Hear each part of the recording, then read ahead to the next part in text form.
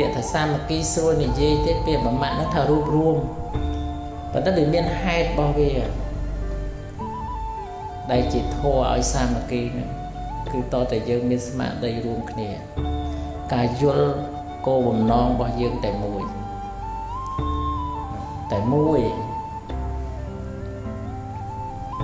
ហើយយើងចែករំលែក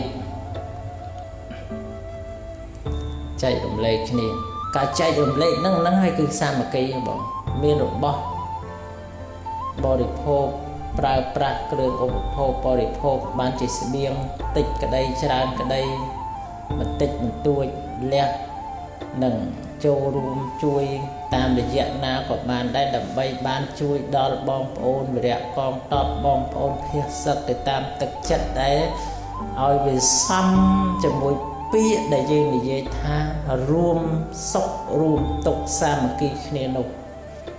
កុំឆ្លៀតឱកាសនឹងយករបស់សៀមមកនៅលក់នៅតែលក់ទៀតកុំឆ្លៀតឱកាសនឹងលក់អំបុកឡើងថ្លៃទឹកសុទ្ធអីក៏ដោយតំណែងអីក៏ដោយ